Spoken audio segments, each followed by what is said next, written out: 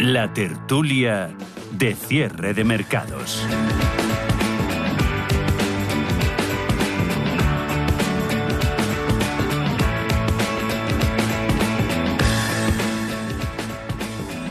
Pasan 36 minutos de las 4 de la tarde, una hora menos en la Comunidad Canaria. Comenzamos ya nuestro tiempo de análisis, nuestro tiempo de tertulia. Comienzo saludando a Isabel Jiménez, que es directora de la Fundación de Estudios Bursátiles y Financieros desde Valencia.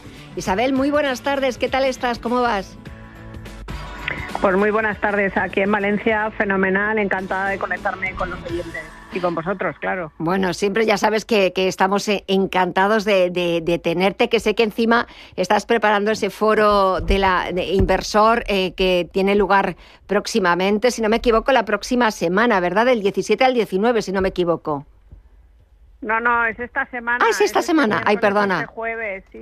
Ah, perdóname, pensaba que era la próxima. Pero claro, la próxima semana tenéis fiesta, estáis en plenas fallas. Y tengo también aquí a mi lado a José María Tripérez, periodista económico y columnista del diario El Economista. Muy buenas tardes. Buenas tardes. No con el tiempo tan bueno como debe ser en Valencia, pero bueno, aquí ya está empezando a aclarar, a ver si dura. A ver si dura. Bueno, si os parece, fíjate, estaba hablando antes de que entráramos en tertulia con José María, que se me ha olvidado también comentaros de temas para tratar en la tertulia, ese comunicado conjunto de CEO y Cepime contra la reunión que estaban convocados este jueves por el Ministerio de Trabajo y los sindicatos para hablar de lo que desde el departamento que dirige Yolanda Díaz se llama democratización de las empresas, que estaba yo escuchando antes al presidente de la patronal, al presidente de la COE, Antonio Garamendi, decir que absolutamente ellos no van a estar en esa reunión, que la consideran absurda porque pues si ahora con la que está cayendo, desde trabajo van a venir a decir si una empresa es democrática, si no es democrática, quiénes tienen que ser sus consejeros, etcétera, etcétera. No sé si, Isabel, ¿quieres tratar brevemente este asunto o nos vamos a la factura que nos va a costar la guerra de Irán? Bueno, yo creo que todo son palos en la rueda para los pobres empresarios. En el tema de la democratización de las empresas, realmente el gobierno corporativo es una arquitectura para una toma de decisiones ordenada y que tiene un sentido, pero bueno, desde luego el empresario, al ser capital privado y al ser sector privado, pues el empresario va a organizar sus órganos de gobierno y bueno, pues hay unos canales de representación de los trabajadores, pero que esto no puede decirse a golpe de decreto, ni debe decirse a golpe de decreto. Entonces yo creo que las empresas están demostrando pues que trabajan con eficiencia y que generan PIB, generan impuestos y bueno, pues yo creo que hay que dejar el sector privado que sea sector privado y el sector público que sea sector público, y las injerencias y los experimentos con gaseosa pues son peligrosísimos, sobre todo en un momento delicadísimo en el que la factura de las empresas y la cuenta de resultados se está resintiendo con riesgos que estaban más allá de lo previsto para 2026.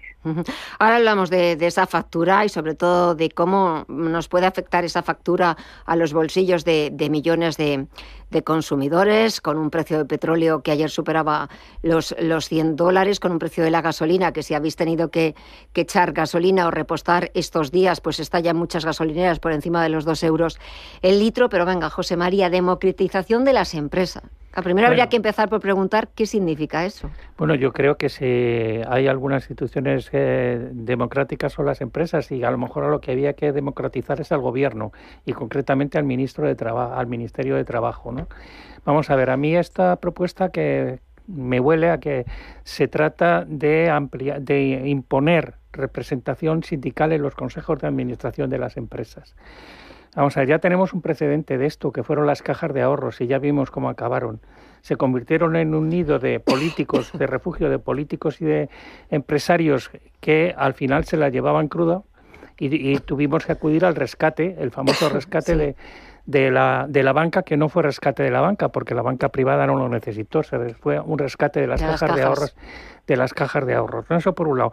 Y por otra parte, vamos a ver, quien habla de democratización es un gobierno que no respeta el diálogo social que consagra la Constitución y que además no hace más que poner, lo ha dicho la compañera Isabel, ha dicho que es palos en las ruedas. Es una política totalmente la que practica este gobierno intervencionista y que está en contra de la libertad de empresa que consagra la Constitución.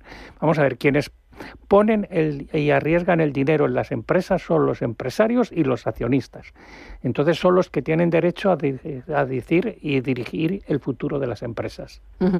Bueno, vamos a ver qué sale de todo esto. Jueves reunión, me imagino que solo será a dos bandas, de Gobierno, Ministerio de Trabajo y sindicatos, porque de momento Patronal, COE y CEPIME ya han dicho que ni siquiera se plantean ir porque lo consideran totalmente absurdo.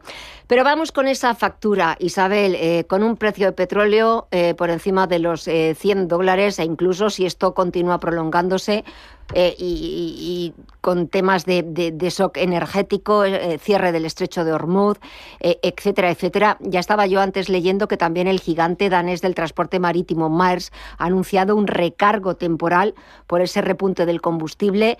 Lo estamos viendo en los bolsillos, nos va a afectar la factura energética, la factura del gas, pero también puede afectar en las políticas monetarias de los bancos centrales, en un año donde pues no cantaban victoria así alegremente, pero ya tenían una inflación controlada, ya se hablaba de más bajadas de tipos y ahora le hemos dado la vuelta a la tortilla y de lo que se habla es de subidas, claro, no de bajadas. Realmente estamos en un polvorín. Ahora mismo lo más peligroso de los riesgos es que están interconectados, los riesgos geopolíticos, los de energía y los financieros, y que, como muy bien han indicado desde la Unión Europea, pues no haber incluido la energía nuclear, pues esto está sobrecargando la factura, sobre todo porque no tenemos independencia energética. O importamos de Rusia, o importamos de Estados Unidos, o importamos de los países del Golfo Pérsico. Y hay un problema, y es que con la guerra de Irán sale fortalecido Rusia. Con lo cual, bueno, pues si ahora mismo Rusia atacara algún país báltico, tendríamos que activar el artículo 5 del Tratado de la OTAN y podríamos ver comprometido el futuro de una alianza que ha funcionado muy bien durante 50 años. Pero es que además de ello tenemos el caso de que se activen los proxies de Irán. Es decir, cuando Trump dice, bueno, se termina la guerra con Irán, bueno, es que Irán tiene amigos, tiene aliados y se puede extender el conflicto. Tenemos los hutíes pueden cerrar el Mar Rojo, los barcos deberían rodear el Cabo de Buena Esperanza y habría todavía una subida mayor del coste del transporte y del petróleo. Pero es que también se podría activar Hezbollah y atacar los yacimientos de gas de Israel, que son los que suministran gas a Egipto. Y esto haría que todavía subieran más los precios del gas y de la electricidad. Y realmente esto afectaría mucho a la factura del sector industrial más potente de Europa, que es el alemán. Por eso yo creo que von der Leyen está verdaderamente preocupada. Y no solo von der Leyen, tenemos que estar preocupados todos los europeos, porque este orden económico mundial que funcionó en el siglo XX, pues ahora mismo vemos que está todo el tablero bastante revuelto. Sí, es como si le hubiéramos dado la vuelta, lo hubiéramos agitado, porque yo creo que encima de ese tablero no queda ni una sola pieza que esté en alto. Es verdad que hablaba Isabel de que, yo también creo, Isabel, que otra de las grandes beneficiadas, que ayer también lo hablábamos en la tertulia, aparte de Rusia, de todo esto que está pasando, es China, que China también es otro aliado de Irán. Todavía no sabemos cuánto va a durar este conflicto, porque ni siquiera Estados Unidos e Israel se ponen de acuerdo en la duración de este conflicto, pero es verdad que cuantos más días pasen, y ya llevamos 11, esto va a ir sumando, va a ir encareciendo esa factura energética, pero factura también de muchas más cosas. Estaba yo escuchando también antes al presidente de Mercadona, a Juan Roch, que hoy presentaba resultados, han ganado un 25% más, pero claro, estaba avisando de que si suben las materias primas, si suben los costes, pues claro, él va a tener que trasladarlo a los clientes, va a tener que trasladarle el coste de ese encarecimiento a los productos. No, sí, evidentemente lo que se produce en una situación como esta es una escalada indiscriminada y generalizada de los precios. Pero hablabas tú antes, es decir, esto va a producir, pues eso, un impacto muy importante sobre los bolsillos de los consumidores. No queda otro remedio. Hay que tomar medidas de contención de precios. Luego, si quieres, hablamos de esas medidas. Pero tú hablabas antes que, además, hay quienes están anticipando ya una subida de los tipos de interés, que es la tentación que tienen todos los bancos centrales cuando sube la inflación. Sin embargo, yo creo que en este caso es un error gravísimo, porque la inflación que se produce por la guerra de Irán no es una inflación por el consumo o por la demanda, por aumento de la demanda, es una inflación de oferta. Es una inflación que se produce por el incremento de los costes de producción y los costes del transporte. Entonces, lógicamente, si tú encima subes los tipos de interés, si ya estás contrayendo el consumo por el aumento de los precios, subes los tipos de interés, vuelves o aumentas esa contracción de los precios de los consumidores y además de las inversiones de las empresas. Lo que hay que tomar es medidas de estímulo y al final lo que haces es colapsar la economía. Lo que tienes que tomar son medidas de frenar en lo posible el crecimiento de los precios y por otra parte de estimular el crecimiento económico. ¿Y eso cómo se consigue? Pues bueno, pues mira, fundamentalmente rebajando la fiscalidad. Y eso es algo a lo que rebajando la fiscalidad, que es algo a lo que este gobierno no está acostumbrado ni está en su ADN, se resiste. Vamos a ver. De hecho, ayer mismo la Comisión Europea ya anunció que iba a pedir a los gobiernos que se rebajara la fiscalidad sobre la electricidad al mínimo posible. Bueno, aquí todavía no se ha tomado ningún tipo de medidas en este sentido. Pues recordemos también que el precio de la gasolina, el precio del litro de gasolina, más del 50% son impuestos. Entonces hay que rebajar, no sé si el IVA o el impuesto especial sobre hidrocarburos. Sería una medida muy interesante tanto para el consumidor como para las empresas. Hay que rebajar el impuesto sobre generación eléctrica, que también sería una medida, incluso rebajar el IVA. Yo creo que esas son las medidas fundamentales que tiene que tomar un gobierno que además se dice que es un gobierno social. Precisamente los más perjudicados por este aumento de precios son las clases más desfavorecidas. Y luego lo que había que hacer, que es algo no solamente por este tema, y con esto termino, con este tema de la subida de los precios por la guerra de Irán, sino que tenía que haber hecho antes, es deflactar la tarifa del IRPF. Pero es algo a lo que el gobierno se viene.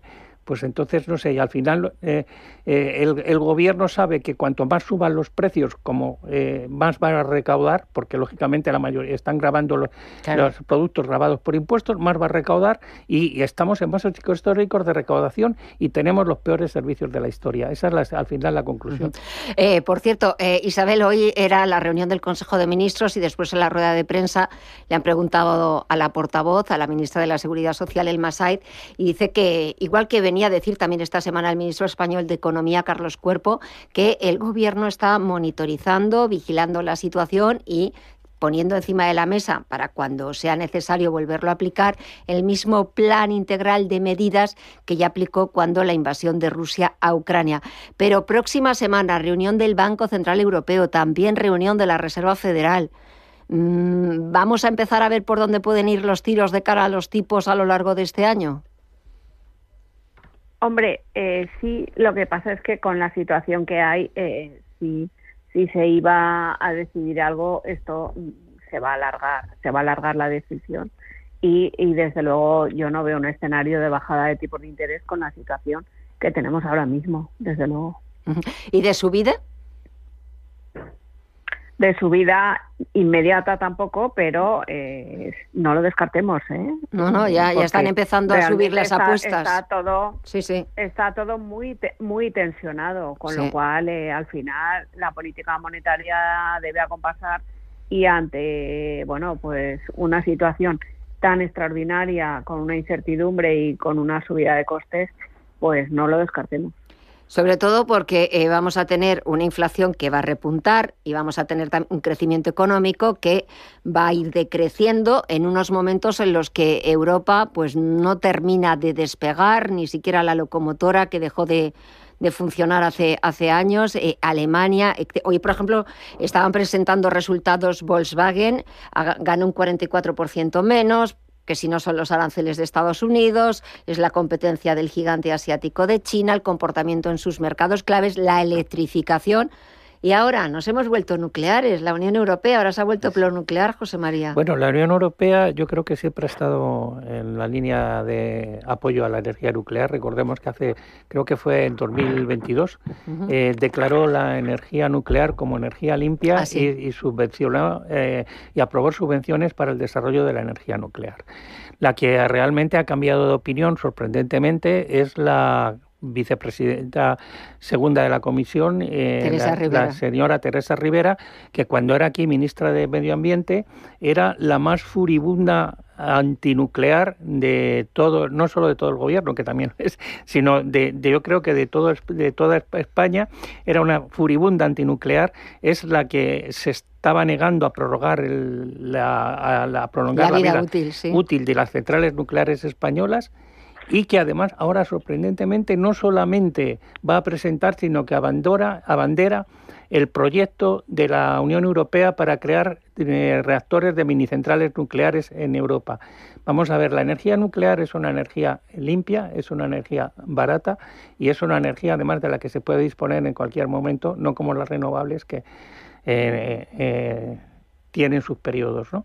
Entonces, vamos a ver, la apuesta nuclear de la Unión Europea me parece que es la lógica en unos momentos en los que estamos en una crisis energética importante y además en un continente que está totalmente dependiente energéticamente del resto de países del mundo. Lo explicaba antes Isabel. Dependemos del petróleo y del gas de Estados Unidos y de Rusia, y luego tecnológicamente dependemos también de Estados Unidos y de China. O sea que con este contexto, pues yo lo único que digo es que bienvenida al club a la señora Van der Leyen, que se da cuenta ahora de estas necesidades y del cambio de escenario mundial, pero que tiene todavía metido en un cajón el plan Draghi, que era la gran solución a las de Europa, ¿no? Y bienvenida también la señora Van der Leyen a darse cuenta de que Pedro Sánchez es un problema no solo para España, sino también para Europa, y le equipara con Orbán. Pues ahí tenemos, con el húngaro Orbán. Isabel, mencionabas ese plan que ha anunciado hoy la presidenta de la Comisión Europea de volver a la energía nuclear, de reconocer que pues Europa cometió un error estratégico cuando se alejó de la energía nuclear. Y claro, detrás estaba el presidente francés Emmanuel Macron, quien no podía ser nadie mejor que él para hacer una encendida defensa de la energía nuclear, entendida como independencia energética. Sí, no, en Francia siempre lo han tenido clarísimo. En Francia no han movido su postura, y de hecho cuando desde Bruselas dijeron que la energía nuclear era una energía limpia, que es cierto, lo dijeron, entre otras cosas, por el lobby que había hecho la economía francesa en Bruselas, que lo hacen muy bien, y también hay que tener en cuenta pues la denominación del hidrógeno rosa, ¿no? El hidrógeno rosa es el derivado de energía nuclear y no parece un color así que genere sensación de peligro, ¿no? Y luego, bueno, pues además es una reducción de los costes, y bueno, cuando uno hace una matriz de energía de un país, pues tiene que analizar diferentes fuentes de energía para garantizar estabilidad, una factura asequible y afrontar la incertidumbre. Y dentro de esa batería de tipos de energía, pues tener la energía nuclear pues es un seguro de supervivencia. Y teniendo centrales nucleares en España, no tiene sentido que no se plantee el extender los años de uso, porque realmente, bueno, pues ofrecen un suministro y reducen esa factura que ahora mismo, como muy bien decía mi compañero de tertulia, para las fases en las que estamos de desarrollo de la incertidumbre y de aumento del precio de la energía, pues la parte de la población más humilde pues agradece muchísimo que dentro de la factura de la energía pues haya una parte de suministro de energía nuclear y que nos cueste menos a todos. Que nos cueste menos a todos abaratar esa factura de la electricidad y sobre todo también de alguna forma, que es lo que decía el presidente francés, es reivindicar o poner de relieve la independencia energética. Con todo esto que está sucediendo en Oriente Medio, con la guerra en Irán, pues hay muchos análisis de pues qué países lo van a pasar peor, cuáles pueden salir beneficiados, cuáles menos, y sobre todo ahí aparece Europa, el viejo continente, por la excesiva dependencia de los combustibles fósiles, que tienen la culpa pues todos los gobiernos que han ido presidiendo la Comisión Europea, de olvidarse de la energía nuclear. Ahora la volvemos a recuperar porque ahora todo lo que está pasando en Irán nos ha vuelto a sacar los colores y nos ha vuelto a poner encima de la mesa lo vulnerables que somos y cómo estamos a expensas pues del gas que venga de uno, del gas que venga de otro y del precio que nos lo quieran cobrar. Bueno, el principal perjudicado de todo esto es Europa, evidentemente, ¿no? Pero tú fíjate, yo quiero recordar que incluso antes de que estallara la guerra de Irán, países, no solamente Francia, sino países como Estados Unidos, la China, países europeos como Alemania, etcétera, ya estaban o están haciendo proyectos de aumentar su parque nuclear. Y nosotros aquí seguimos debatiendo si alargamos o no la vida útil de las centrales, que todos los informes de todos los técnicos y del Consejo de Seguridad Nuclear dicen que esas centrales pueden seguir funcionando sin ningún tipo de problema de seguridad. Entonces, pero es que lo más paradójico de esto es que nosotros estamos comprando energía a Francia, electricidad a Francia, y esa electricidad viene de centrales nucleares. O sea que estamos, y no solamente eso, es que además estamos pagando a Francia para que nos eliminen los residuos de alta radiación, cuando aquí se está poniendo pegas a la construcción de un almacén de alta nueva. Y estamos pagando a Francia para que nos los depure, ¿no? Bueno, eso es, pero es que además, y ya si hablamos de riesgo, es que muchas de las centrales nucleares francesas están a menos de 100 kilómetros de la frontera española. Y como haya un accidente en esas centrales, por lo menos el País Vasco, Cantabria y parte de Castilla y León, pues yo no quiero pensar lo que puede pasar allí. No, ni se te ocurra. Pero vamos, es que eso es improbable. Ya. O sea, los informes técnicos te dicen que es 100.000 posibilidades más de que se caiga un avión que haya un accidente en una central nuclear de las de nueva generación. Isabel, venga, para terminar. Sí, bueno, yo creo que al final hemos tenido un discurso mediático en el que se ha hablado de accidentes por problemas de mantenimiento, por problemas de estructura, pero no por la energía en sí. Ya. O sea, es una energía segura. El problema es que, claro, si tú tienes una fábrica de energía nuclear que no la mantienes, que no la cuidas, pues eso pues sí que puede generar las desgracias que hemos vivido históricamente, pero que no es un tema ni extendible al resto de fábricas y, desde luego, tenemos que valorarlo no solo por esa independencia en un momento dado, sino por la planificación estratégica de largo plazo de la política energética europea, que no tenemos. No tenemos. Como muchas otras cosas, no tenemos. Ahora empezamos a acordarnos, a ponernos las pilas. Esperemos no llegar tarde a demasiadas cosas y a demasiados asuntos. Isabel, que vaya muy bien. Discúlpame, que pensaba que el foro era la próxima semana, así que vaya estupendamente bien ese foro de la inversión que organizáis en Valencia. José María, muchísimas gracias a los dos por estar esta tarde. Que paséis una buena semana y hasta la próxima. Un abrazo fortísimo a los dos. Gracias. Vale. Gracias. Muchas gracias. A ti. Adiós. Cierre de mercados. La actualidad al minuto.